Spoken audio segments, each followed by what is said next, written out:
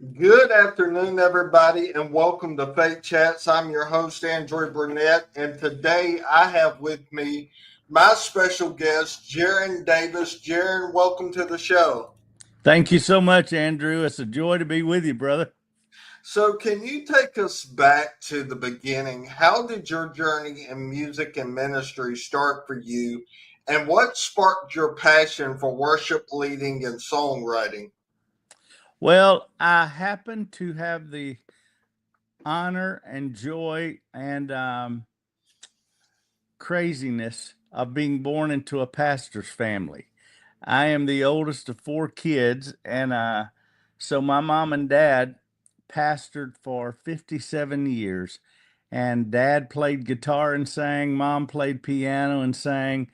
My first memories of singing are when I was 5 years old, standing on a folding chair behind the pulpit. That's back when they had the old silver mic mounted onto the pulpits, and the gooseneck that would ring every time you moved. um, but I would stand in the center. My dad would play guitar. Mom would stand on one side, dad on the other, and we would sing. My dad would preach. He would preach revivals, and then they started pastor. They were pastoring when I was born, and they went through a season after they left that church where they evangelized for several years, and we would my dad would preach revivals all over the country, and we would go. That was back when they would do revivals for a week, and they didn't take a rest night back then. They did Monday, 7 nights a week, and I would sing with mom and dad, and I just don't remember when I wasn't singing in church. And when we weren't involved in church, I read something the other day that I thought was pretty appropriate and very applicable to me and my brother and two sisters. And that is that we grew up with a drug problem. We were drugged to church on Sunday and drugged back on Sunday night and drugged there on Wednesday night and then drugged there for rehearsals and rallies and revivals. And so, that's the only life we ever knew. And so, I just think it was, I honestly have to say it wasn't something I picked. It picked me. It was in my DNA. I always say this is not a career, it's a calling. And I don't remember when I didn't think in my mind that this is what I was supposed to do. So your family has a very rich musical heritage with the Davis family's gospel music background. How did growing up in that environment shape your approach to worship and songwriting? Well, we were because my dad was a pastor, and my dad, he's God rest his soul, he's gone to glory. My mom's still living and thinks she's 45. She's not. We have to keep reminding her. But dad was one of those pastors. He loved to read. He loved Louis Lamar, westerns. He loved any kind of reading, and his messages, I tell everybody, my dad was to the pulpit what Louis Lamar was to the Western printed page. My dad preached in such um, beautiful, expressive ways. And so, but we were very word oriented. My dad, me and all my siblings, we can, as one preacher said, we can quote the Bible from the table of contents to the maps. We just grew up knowing the word, and dad was such a wordsmith, and he made the word come alive. And so I think that's where my songwriting gift came from, was hearing my dad explain Bible stories and preach the word in such an expressive, exciting, artistic way that made you want to listen and made it come alive.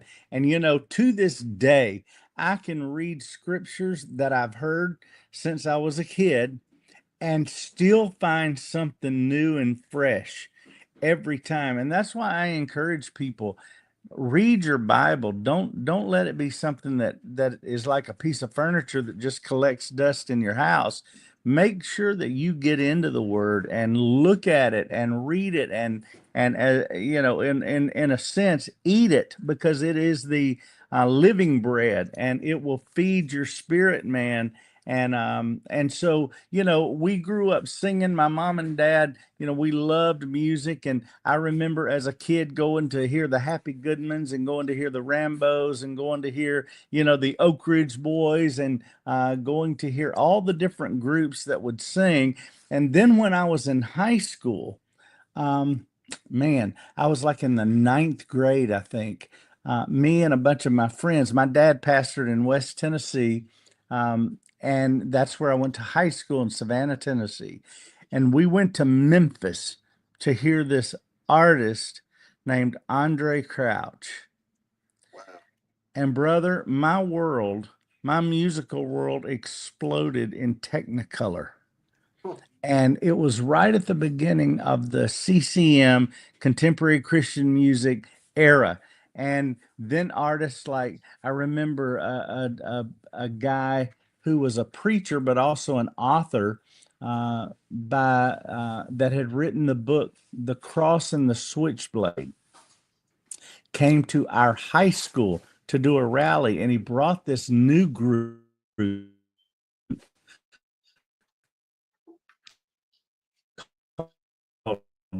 Dallas Home. Dallas had just written this song called Rise Again. And they started that piano thing, and man, again, more music and more time. And then of course Reba, my sweet friend Reba Rambo, she um started a solo career that was, more contemporary in flavor. But of course she had that gift, like her mama, for writing great lyrics. And then, there was the Gaither Trio, but I really got into the Gaithers music when the Gaither vocal band was started. And it was like, yes, this is good. And, and then of course the Imperials, and then the group Truth was just such a powerhouse back then. They were taking kids from churches all over the country and putting them together, the best singers and musicians, and they would go to churches, and man, they were phenomenal. And, I was 19 years old when my dad, at 16, I started writing songs. 15, 16. Some of them are not so great, but I was listening to all these great songs and these great songwriters like Gloria Gaither and Dottie Rambo and Dallas Home and Lanny Wolf. And I would hear all these great songs, and Rusty Goodman. And I was wanting to write me some songs. So we didn't have any girls in our church. Andrew, it was a desert. All we had were guys. We had one girl, and she's married to my brother this very day because she was his age. Brother and all the guys in our youth group, I taught them how to sing or play and sing harmonies. And we had a drummer and bass player, and I played keys. And we started a group, and we bought a sound system. My dad got us a van and a trailer, and we went to the Oak Ridge Boys studio in Nashville and made a record. And Andrew, it scares me to think about it now, but I did that record in one day. We did the tracks, the vocals, and mixed it all in one day. We started at 10 one morning and left at 2 the next morning. That scares me to death now. I would never consider doing a record like that now. But we just didn't know what we were doing. We were making it up as we went. And so, we made our record every Thursday, Friday, Saturday. If you were having a hog calling contest and wanted a gospel group, we were your group. We would be there. And what would happen is, because we had so many young guys in our group, we would go and girls would come, and we had a pretty decent sound. Somebody sent me a copy of our album the other day that we made. We were called the Believers because Dallas Home had sung the song Hey, I'm a Believer, and so that was one of our songs that we did. But several of the songs we recorded were songs I wrote. And so I had started writing songs, and we would sing, and girls would come because we had all these guys in a group. And so we're meeting girls, and we're serving the Lord, that's win-win, brother. That's just you can't beat that, right? That's a thank you, Lord. So, but something was born and cultivated in us. We would rehearse almost every night we were up at the church. And I look back now and realize that, were we perfect? Absolutely not. Did we probably do some things that we wouldn't want our parents to know about? Probably. But 99% of the time, we were at the church rehearsing gospel music. There's no telling what God used in those moments to keep us out of a lot of stuff. I have several friends in high school who were killed in car wrecks, and this happened and got messed up on alcohol and all that kind of stuff. And I don't say that in a judgmental way. I'm just saying I thank the Lord for how He used these gifts to protect us from things that could have happened. And so when I was 19, we built a brand new church in that little town. And Dad asked me about 6 weeks out if I would write a song for the first Sunday service. And I said, sure. And then I just forgot about it because I was 19 and had important stuff going on in my life, right? And so a couple of weeks later, he comes back and says, how about it, Geron? You got us a song? I go, Dad, there's some things that as the pastor only you can do. And I couldn't do them if I wanted to. But I can take this off of your plate of things to worry about. Don't you worry. I know when that Sunday is, you'll have your song. Consider it done. Saturday night, the night before the first Sunday service, we had worked all day getting everything ready for the church for the first Sunday in the new building. Everybody had gone home except me and Mom and Dad. Dad was walking down the hall toward his new office, and I was walking down the hall facing him, and he smiled on his face. He says, son, I can't wait to hear your song tomorrow. And fear gripped my heart. And I decided in all my 19-year-old wisdom, I probably better not put it off any longer. So I peeled off into the sanctuary and sat down at the new grand piano they had purchased for the church and thought, what do we want to say when we come in here tomorrow? And Andrew, in about 25 minutes, God poured all the words and all the music into my procrastinating teenage heart till we are standing on holy ground. And people said, did you feel something when you wrote it? And I go, no, I was tired. I was 19. I'd worked all day. It was midnight. I was ready to go get into bed. I went home, went to bed, got up the next morning, woke up my 17-year-old brother and my 11-year-old sister, taught them the words and the parts to the chorus. And we sang it for the first time over 40 years ago, never imagining what God was going to do. And with that song. And I love to tell young people today, number one, God can do more in your last minute than you can do in 6 months before. Number two, even when He has every reason not to use you, you procrastinated. I don't know why God would pick me. If I'd have been God, I'd have picked Bill Gaither. He was old 40 years ago, but but he had a track record, But God doesn't look for ability nearly as much as He looks for availability. And I've watched you, and you've had 1,000 reasons why you could say, I can't do this.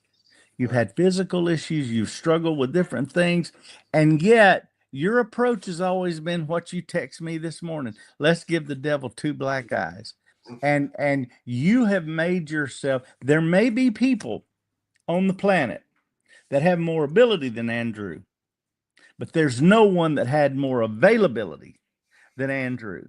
And you are living proof, you're a living testimony, as am I, that I might have, there are people who could write a song better than me. There are people who could play better than me. There are people who could do a whole lot of things better than me, especially back at that point in my life. But God said, I want to use you. And a songwriter said it a long time before I was born, little is much when God is in it. And if you make yourself available to Him, just like He took the loaves and the fishes and He broke it and He blessed it, and he multiplied it, and the hunger of men and women and children were fed that day. He takes the offerings that we give, even though to us they may seem humble, they may seem not enough. He says, if you'll give it to me, if you'll surrender it to me, I'll bless it and I'll break it. And by using your gifts in the hands of God, people are blessed and people are fed. So, what's your songwriting process like? Do you wait for inspiration, or do you have a discipline to sit down and write regularly? You know what, Andrew? The answer is yes. I, I, I,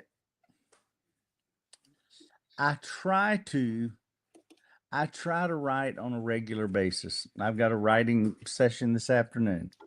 Um, but to be honest with you, I probably don't write as regularly as I should. Now that's just being totally transparent. Um, because I wear a lot of hats. You know, I've been married. Becky and I just celebrated 43 years of being married. So she has things she want me to do. I need to, you know, will you please vacuum the floors? Will you please go pick up this? Will you? And so, that's part of my duties and obligation as a husband. She would probably tell you, not only do I not write enough, I don't do things for her enough, but but we're not going to let her in on this conversation right now. I have two kids. I have a daughter and a son. They are both married. I have four grands now, brother. Wow. That's the life. I've got my daughter's married to Tyler Vestal, who plays piano for Ernie Haas. They have three kids, and then my son is Neiman, who is married to Rachel. Neiman was the drummer for Jason Crabb for 5 years. Then he was drummer for the worship leader Jordan Feliz. He was his MD for 3.5 years, and now he plays drums for Natalie Grant. He's played with Tarn Wells and Toby Mackey, toured with them. He's played with a lot of different artists, but his primary calling now is he is the young adult pastor at the Belonging Co., which is a large church here in Nashville. And he's got about 1,200 18 to 30-year-olds that he pastors and leads. And, my grandkids and my kids and going to see them when they're doing things. And then my wife and I and my sister, the little 11-year-old who sang Holy Ground for the first time, she and her husband, Shelton and Allison Lovern, the four of us travel and sing. And so we are out most weekends or a lot of weekends. And then I also produce and arrange and write. So just released a new Christmas project. So we've got stuff going on all the time. It's easy sometimes to get caught up in life and not write as much as I should, but I do try to write something on a regular basis, at least every week. So, how does it feel to know that songs you've written, like Holy Ground or In the Presence of Jehovah, are sung by congregations across the globe even decades later? It is the most stunning, humbling feeling in the world. I just can't believe that, you know, over 4 decades after we wrote those songs, they're still being sung. People still request them, and we still get to keep doing this. I just, it's really hard to believe. So many people have a window of time, a season, and then there are songs that God decides to use that kind of defy the seasons and, and just keep I have people. I don't know if you can still hear me. It looks like it's spinning. Can you still hear me? Yeah, I can hear you. Okay. Um, my screen started spinning, and I was afraid we had lost each other. Um, my son tells me when he's getting ready to preach. Now he plays a lot of contemporary worship music, and he's great at it. But he tells me when he's getting ready to preach, the song he plays every time is "In the Presence of Jehovah." And another song that I wrote several years ago called "It Took a Lamb." He plays those songs, which are, decades old, but they take him to the presence of God. Some people would say that's what he associates with his childhood. I don't know. I have a lot of people tell me that when they want to go in, meaning go into the presence of God, that in the presence of Jehovah just takes them there, and holy ground takes them there. I don't know how God does that, why He does that. His ways and thoughts are so much higher than ours. But I know this: it's a very rewarding feeling to realize that something that a vessel is imperfect, um, as me, had the privilege and the honor of creating something that will live longer than me and bless people around the globe, people I'll never meet. We sang in Japan several years ago, and we sang "Holy Ground" to 5,000 people, and we learned "Holy Ground" in Japanese, the chorus. Now I'm not sure what they thought four people with southern accents were saying in Japanese. Hopefully they appreciated the effort, but they stood to their feet, and 5,000 people in Japan, the other side of the world, sang "Holy Ground" in English to us. And Wow. I realized then, wow, we just were in Africa this past October, and we sang to hundreds of pastors and worship pastors, and we started singing "Holy Ground," and they all stood and started singing it. And I just, Africa, Asia, we sang it in Europe, in Norway, we've sung it in England. And probably every state in the US, and people always stand and sing it, and it just boggles my mind that something that a 19-year-old kid wrote in a little one-horse town, God has used it to touch people that I'll never even meet, but that God has woven those songs into the fabric of their lives, the stories we get. When mother was dying, we held hands and sang it. When our little boy was killed, we all gathered around and sang "Holy Ground." And I realized that something God let me create is not just something that's sung in churches, but it's in the lives of believers, in their everyday lives all around the world. And that is the most reward. That's better than any double award I could ever win. So, was there a defining moment in your life when you knew God was calling you to use music as a tool for your ministry? Yes. In high school, I thought I was going to be a doctor. I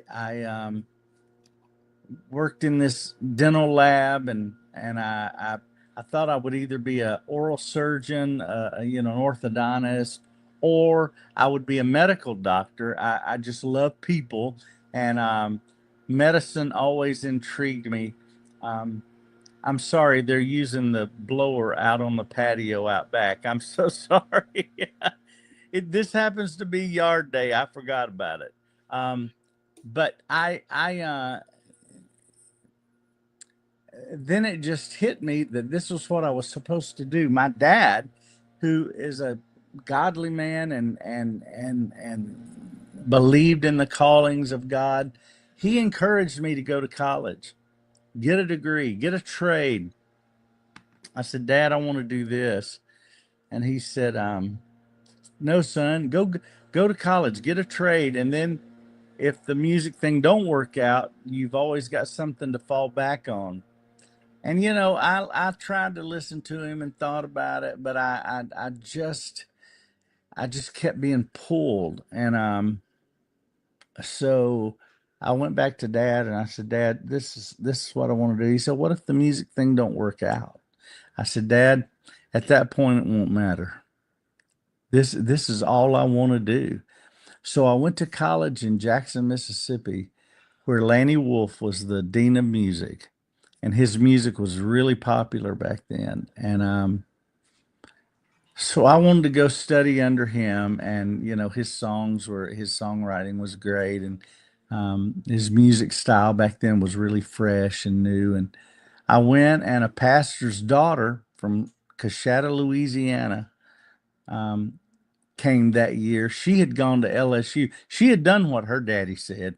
She went to LSU and got a master's degree in business and education. She was smart, but she also did the music in her dad's church, and she loved Lanny's music and wanted to go study under him. And we just happened to go the same year, and they put me on the list to play for chapel the day they put her on the list to sing. And that's the way we met. And that following summer, we got engaged, and the rest is history. So you and your wife Becky have ministered together for years. How has your partnership influenced your approach to worship, leading, and songwriting? You know what? It has been first of all, we both grew up musical, so we are constantly listening to other styles. We listen to, like I said, the Goodmans and the Rambos and the Gaithers and all of those people, but we also listen to um,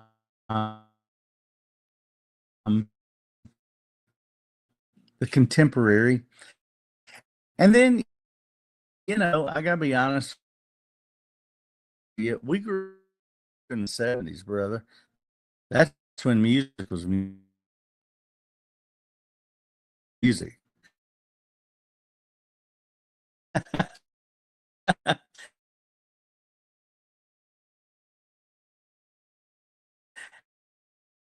um, we grew like the Eagles and, you know,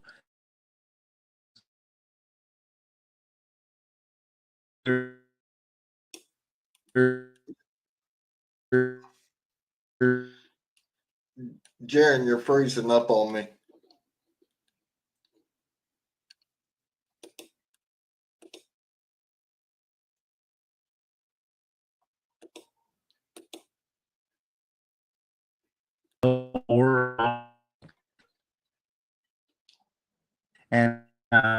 and so it's been good for us to have each other, the presence of Jehovah. She's an incredible writer. So not only do we write together, we sing these songs together, and it's we get to see the reaction of the people and see these songs used in ministry, from creation all the way to the performance of them and the recording of them. So that's a real blessing to be able to do this together, every single part of it.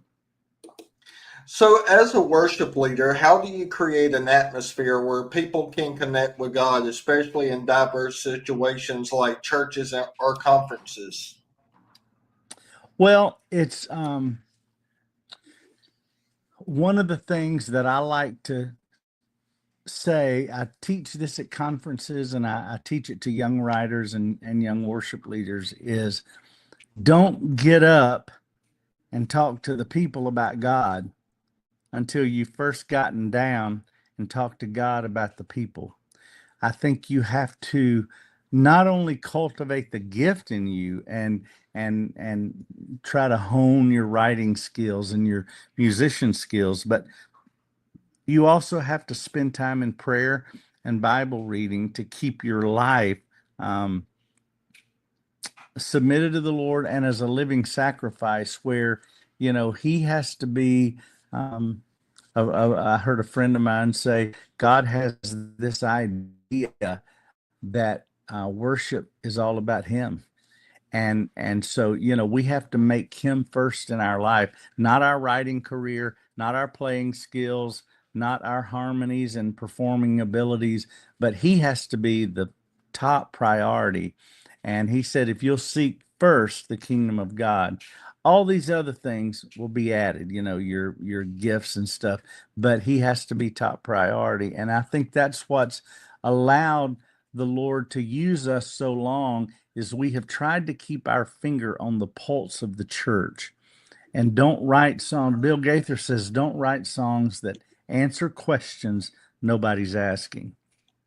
Keeping our finger on the pulse of the church and the needs of the people, and what people are going through, what the country's going through, what the world's going through, and try to address those things in a way that leads them into the presence of God. Songs do a couple of things sort of in general. Either they give God words to say to people, or they give people words to say to God. A lot of people want to worship the Lord. They don't know how, but we'll give them a lyric. We are standing on holy ground. I know that there are angels all around. Well, that gives them words to say about the worship experience, and that leads them in. So I think it's a best word for us is sure that the top priority is leading people into his presence.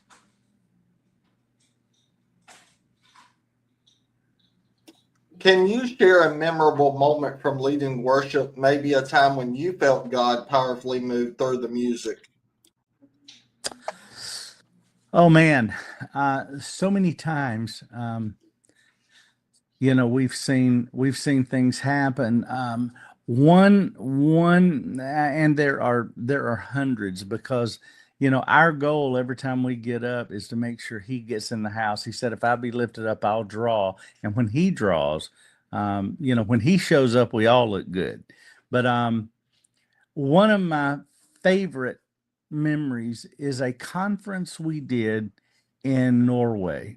And it was a conference of high school and college age kids. And we had this 3-day rehearsals, workshops, all this kind of stuff. The band was from Norway and they were phenomenal. This choir, they had 600 in the choir, this youth choir, and they all look like Abercrombie and Fitch models, but they sang like black folk, and they loved black gospel music. And black gospel music in Norway is a popular style, even for non-believers. And so, we would sing, we would rehearse during the day, and we'd take breaks, and they'd go outside and have a beer or smoke a cigarette, and then come back in, and half the choir wasn't even, believers. They just liked the style of music. And at the end of the 3 days, it was a Friday, Saturday, and Sunday. And then on Sunday night, we did a concert, and all of their families and all of the community came for this concert. About 1,500 people came. So on Sunday morning at a church right near this campus we were having this conference at, they were going to have a worship service, and it was non-required. It was optional. You could come if you wanted to. And we had spent the last 2 days with these kids and having a good time and laughing and just singing and going over all this music. And on this service, about 95%, it looked like maybe all of them came to the service. The place was packed. And we sang, and the presence of the Lord came into the place. And at the end, we invited people that wanted to give their life to Jesus. If you don't know the Lord and would like to give your life to the Lord and have him working in you, and to know that your name is written in the Lamb's Book of Life, we just want to give you an opportunity to come to the altar today. And I mean, dozens of them got up and came to the altar. That night, we did the same thing at the end of the worship conference, and dozens of their parents and families and people from the community came to the altar. That was one of the times when I realized that it wasn't, these are people who speak English, but they also speak another language. And we're coming in and don't know their language, but they sensed the anointing and they sensed the presence of God. And he said, if I be lifted up, I'll draw. They were drawn to the altar and gave their lives to the Lord. That's probably one of the times that the Lord showed up in such a powerful, undeniable way. And I understood the power of music when coupled with the gospel can literally have eternal impact on people's lives. So is there any new songs or projects that you're currently working on that you can share with our listeners? What's exciting you creatively right now? Well, I just released, I have written over 10 Christmas collections through the years. Um, and 20 years ago, we did one called Sing Joy. That was the number one selling Christmas collection for, 1 or 2, maybe 3 years. And so we decided to do another one on the 20th anniversary called Sing Joyful. And it just came out. It's being distributed by Day Win Worship.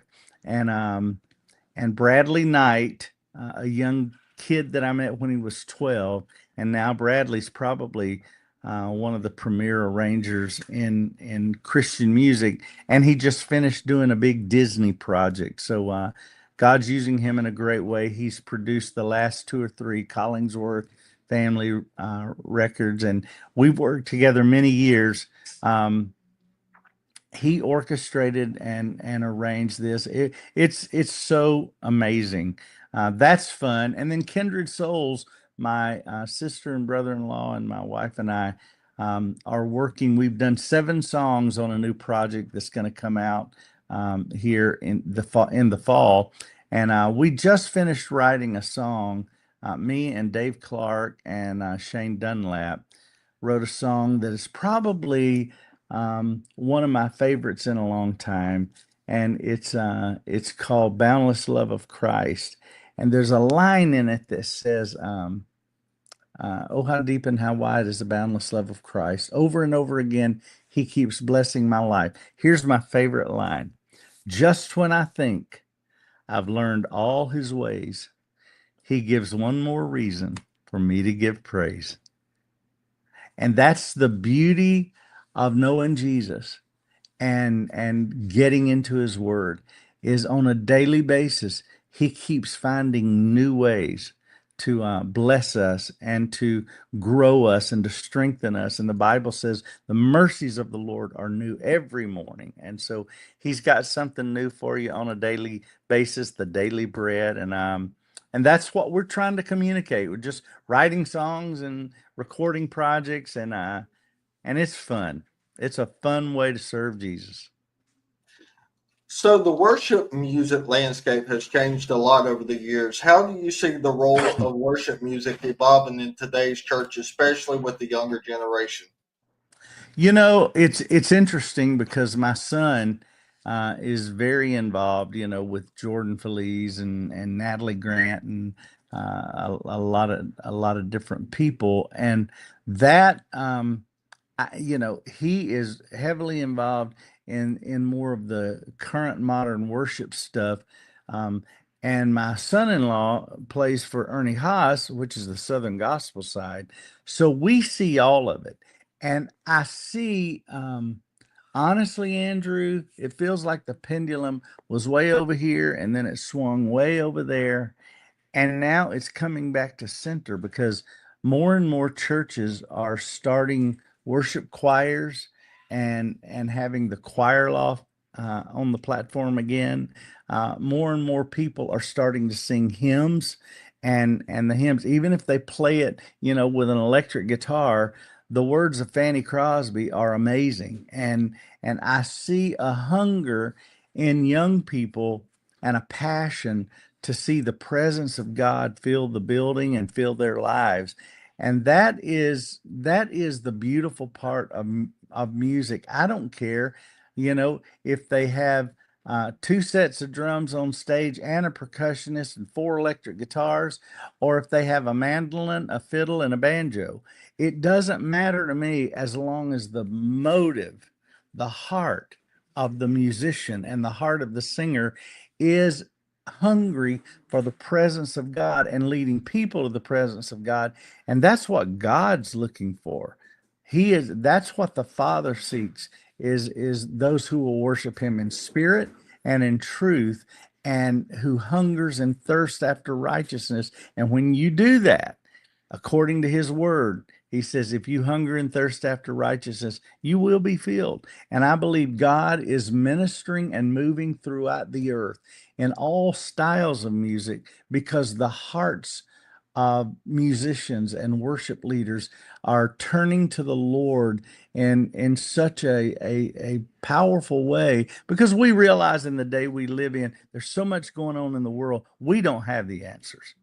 We can't give them the answer for all the junk you see on the news and things that are going on in politics and everything. It's just chaos. But he said that if we would lift him up, he would draw. And if my people who are called by my name will humble themselves and pray, then I will heal their land. And I think that's what's happening literally all over the world. And that's encouraging to me, that young people and middle-aged people and old people are having a renewed hunger for the presence of God. And I think we're seeing actually what the Bible talks about as, in the last days, I'll pour my spirit out on all flesh. I think we're seeing a revival of a hunger for the presence of God, and it excites me. So, Geron, our last question before we let you go: what one message you hope people take away from your music and ministry when they sing your songs or worship with you? Andrew, I hope two things. I interviewed an older pastor who had been serving the Lord and written books and very successful. I wanted to write a song about his ministry, and I sat down to interview him, and I said, what do you want people to remember when they remember you and what you did? He said his sentence really was profound and simple. He said, I hope they saw Jesus. So that is what I hope they saw, not impressed by ability, but sensed the presence of God whenever they saw us. And then I hope that we impart the message that will make them understand that in their life, they have a decision to make every single day. And that's this: I either decide that my circumstance is going to change my worship, or I believe that my worship is going to change my circumstance. And it doesn't matter what I believe or what kind of believer I am or how many promises of God I know. If I don't communicate those to people and let them take home something that changes their life, then I'm just sounding brass and tinkling cymbal. But if I can get people everywhere to understand the power of their personal worship, not singing ability, but worship, that in their daily life, no matter what their circumstance says, it's not going to change my worship, but my worship, if I just keep on doing it, is going to change my circumstance, and he will complete the work he started, and all things do work together for good. That is the goal that I hope everybody who hears our songs or hears us sing, that's what I hope they all see, is that Andre Crouch said, Jesus is the answer for the world today. Above him, there's no other. Jesus is the way. And through it all, we've learned to trust in Jesus and trust in God. That's the goal of our life and our ministry and our songs and our singing, is just to point people to Jesus and help them live better lives because of the promises in his word. Well, Geron, thank you so much for your time, my friend. God bless you, and I look forward to the next time we can chat again. You too, Andrew. I love you, brother. Thank you again.